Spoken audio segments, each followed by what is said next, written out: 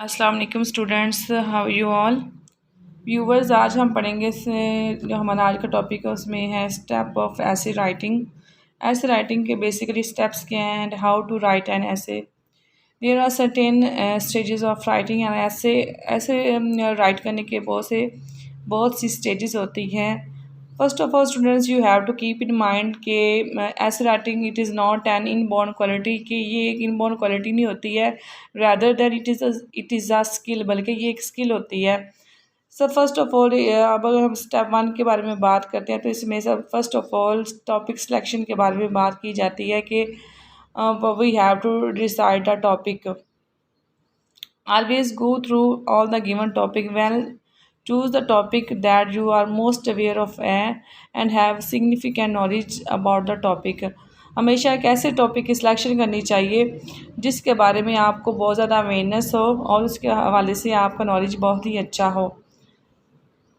The third point is understand what is being asked और demanded in the topic. उसके अलावा अच्छी तरह से समझा जाए कि इस टॉपिक में क्या चीज़ डिमांड की जा रही है और किस चीज़ के बारे में पूछा जा रहा है, उसको अच्छी तरह से समझ लेना चाहिए।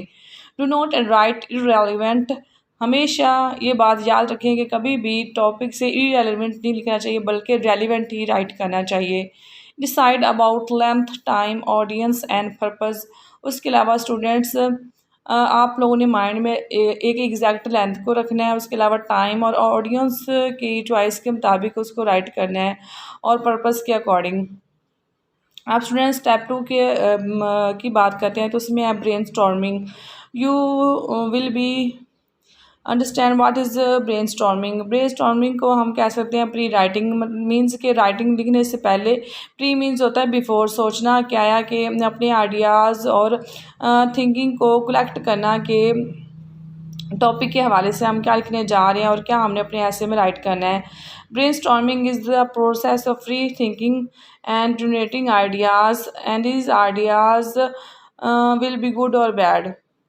ये एक ब्रेन स्टॉर्मिंग प्रोसेस होता है जिसमें हमें हमारी फ्री थिंकिंग होती है कि हम उस टॉपिक के हवाले से हम अपने आइडियाज़ कलेक्ट कर सकते हैं और ये आइडियाज़ गुड भी हो सकते हैं और बैड हो सकते हैं। ये हमारी फ्री थिंकिंग होती है, इसमें हम बाउंड नहीं होते कि हमारे आइडियाज़ जो गुड ही होने चाहिए, बैड नहीं होने चाहिए। मीन्स कि हमने बहुत चीज़ों को राइट करना होता है उस टॉपिक के हवाले से। वो चीज़ें गुड भी हो सकती हैं और बैड भी हो सकती हैं। हमने एक सोशल एस्पेक्ट को अच्छी तरह से राइट करना होता है। Second point is this: in this stage, the writer thinks, search and collect relevant information about the topic. इस स्टेज में जो राइटर होता है वो सोचता है, सर्चिंग करता है और कलेक्ट करता है रेलिवेंट इंफॉर्मेशन टॉपिक के हवाले से। Some ways of brainstorming के कुछ वेज होते हैं। Mind mapping, listing, free writing. अब माइंड मैपिंग में क्या होता है कि हम एक क्रिएटिंग एक डायग्राम बना देते हैं अपने माइंड में, सबसे फर्स्ट ऑफ ऑल कि हमने क्या राइट करना है, उसके बाद फिर हमने क्या राइट करना है और कंक्लूजन में हमने क्या बात करनी है। लिस्टिंग में क्या होता है students, creating a list of ideas के आइडियाज़ की हमने एक लिस्ट बना लेनी होती है। फ्री राइटिंग मैंने ऑलरेडी आप लोगों को बताया है कि writing down whatever you think, हम जो भी सोचते हैं उसको हमने राइट करना होता है। स्टेप स्टूडेंट्स हमारा 3 है क्रिएटिंग एन आउटलाइन। इसमें हमने एक आउटलाइन को क्रिएट करना होता है किसी भी ऐसे के। It is a list of your major points और आइडियाज़। ये हमारे पॉइंट्स और आइडियाज़ की एक लिस्ट होती है। It should be a complete sentence. ये इस लिस्ट को एक कंप्लीट सेंटेंस में हमें राइट करना होता है। Use Roman numeral. हमें इसके लिए अथेंटिक ऐसे राइट करने के लिए या अथेंटिक आउटलाइन लिखने के लिए हमें नंबरिंग न्यूमेरल फॉर्म में लेनी चाहिए, like this 1 2 4 3 to indicate main topic. उस मेन टॉपिक को इंडिकेट करने के लिए use capital letters for supporting details. हमेशा कैपिटल लेटर्स को यूज़ करना चाहिए जो डिटेल दे रहे हैं उसको सपोर्ट करने के लिए। फॉर एग्जांपल मैं आप लोगों के सामने एक आउटलाइन पेश कर रही हूँ।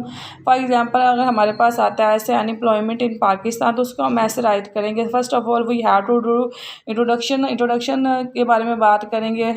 What is the unemployment. हम इंट्रोडक्शन में क्या बात होगी, what is the rate of it in Pakistan, कि पाकिस्तान में अनएम्प्लॉयमेंट का जो है रेट क्या है। उसके अलावा स्टूडेंट हम कॉज के बारे में बात करेंगे। लैक ऑफ एजुकेशन हो सकता है, लैक ऑफ इंडस्ट्रीज़ हो सकता है, पॉपुलेशन हो सकता है, टेररिज्म हो सकता है। थर्ड पे स्टूडेंट्स हम इफ़ेक्ट्स के बारे में बात करेंगे।